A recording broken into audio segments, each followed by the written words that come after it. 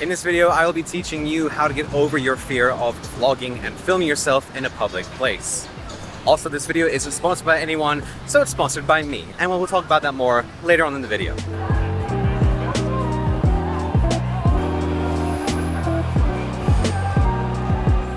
My first tip for vlogging in public and overcoming your fear of vlogging in public is using a smaller setup. My go-to camera is the Lumix S9, which is a very small full-frame camera which allows you to do incredibly cinematic shots with 6K open gate and all that cool stuff.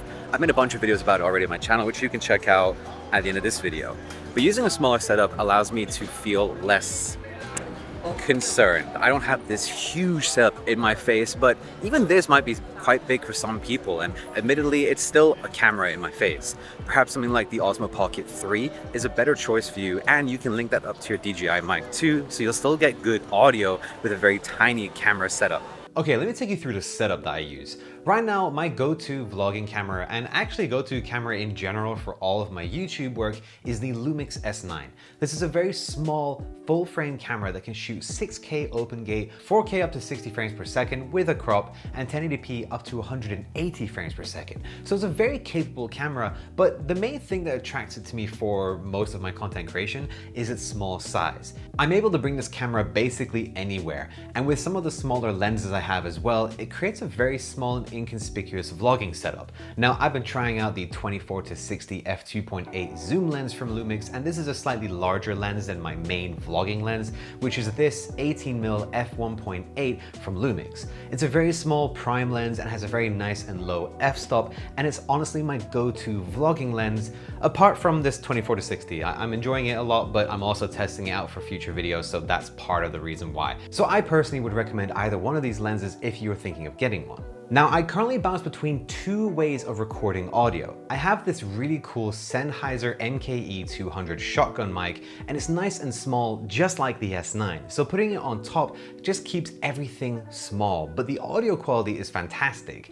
Now, there may be some shots where the camera is further away, or I just want to be further away from the camera in an interesting location to create a cool shot with some depth or whatever it is. And to record audio for that, I've been using the Saramonic Air, which is this really nice and small lavalier mic that I can just clip onto my shirt or magnetically attach, and then I have wireless audio going straight into my camera. And lastly, the tripod I use for shots where I'm not handheld with my camera is the Ulanzi Video Tripod JJ05. Now, I carried this with me on occasion when I want to have some static shots in the video, shots where I'm further away from the camera. It just allows me to put the camera down safely, and it's not going to fall over if I put it down on a ledge or onto a table or something. It lets me put the camera where I need it to be. But if I'm doing vlogging where I'm just gonna be walking around a lot, then handheld is honestly fine. You don't need to bring anything extra, the camera, the lens, and then a microphone, and you are good to go. Although I will throw in one more thing for video, this is very important. You'll want a decent ND filter, something with a decent range. I have this Freewell variable ND filter system, the V2. It's a magnetic system that has 3 to 9 stops of ND, which means I'm basically covered for most sunny days. Now, this whole setup is what I use for all of my vlogging and is honestly all you would need. I've made an entire video about my cinematic small vlogging setup, so if you want to go into these things in more detail, make sure you stick around to the end of the video to see that. My next tip for vlogging in public is kind of a niche one, and probably not, again, one that not a lot of people could apply, but being in another country I find does help me vlogging a lot. Helps me to vlog more easily. Helps me a lot with vlogging. There we go, we got there. Because the reality is that these people either, they just don't care. They're on holiday too, they're focused on what they're doing, or perhaps they don't understand you, so there's a bonus with that depending on the language you're speaking, although I feel most people kind of do understand a bit. And it also kind of lends to, oh, it's just a tourist doing a touristy thing, whatever, and then they ignore you even more. Like, it's another reason to not care about what you're doing. And it always comes back to, I think the main thing with vlogging outside and getting comfortable with it is that most people just don't care. Everyone is so focused on what they're doing in their own lives, they're gonna look at you for like a second, see what you're doing, and forget about you in like 5 seconds, 10 seconds max. Because everybody does this now. We're all vlogging to an audience, we're all talking to, well, people like you. And that makes it a lot easier to do something like this because in a way it's comforting knowing that so many people are doing it. It makes it less awkward for you to do. I mean, I'm in a shopping center right now. We're near Mount Fuji and there's tons of people walking around in all sorts of directions. I'm not personally paying them any mind, and I'm sure a handful have looked at me, seen what I'm doing, and they're just getting on with their shopping, because that is what everyone is here to do.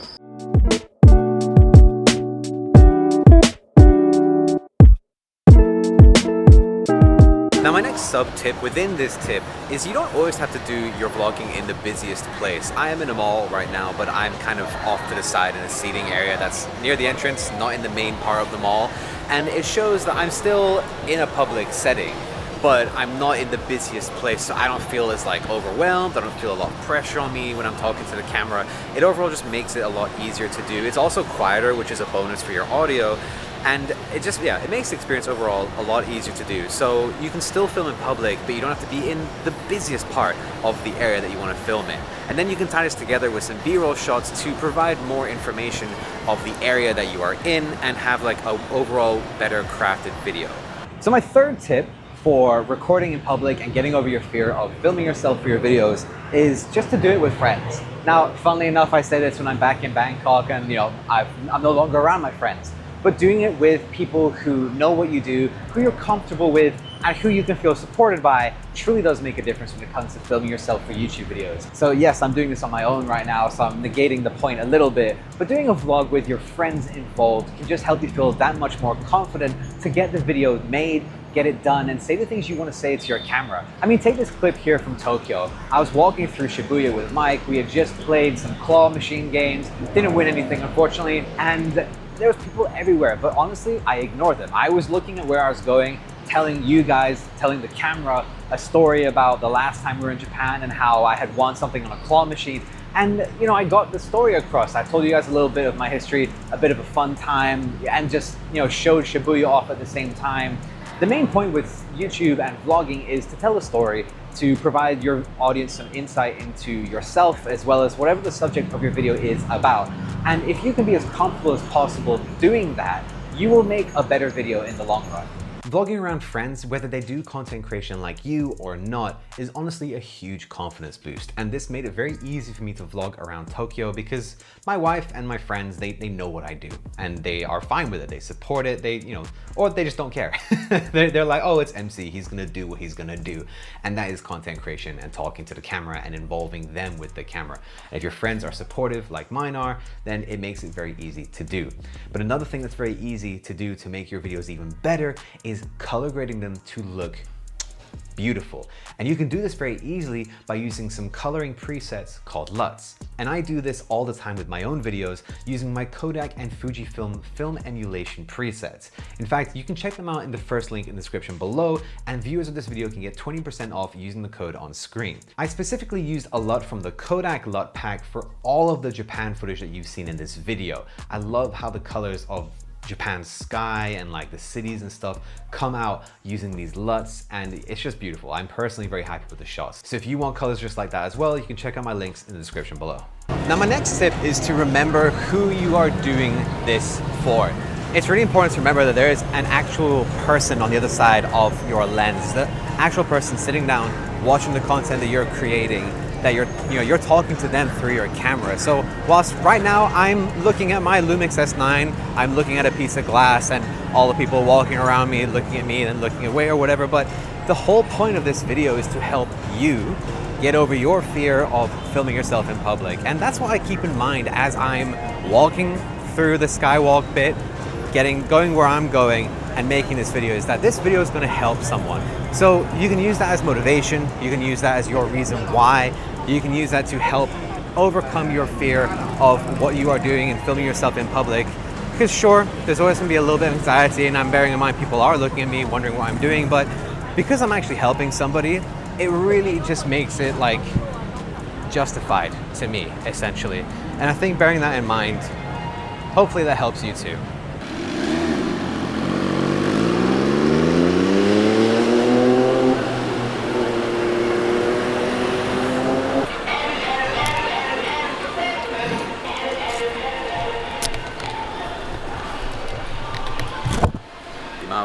Vans and trucks around here that just play stuff as they drive around is so funny. One of the key ways that I have gotten over my fear of filming myself in public is this might be difficult to apply for some people in some cases, but even before I started getting paid by YouTube, I saw this as, I'm getting paid to do this. That's what I kept telling myself.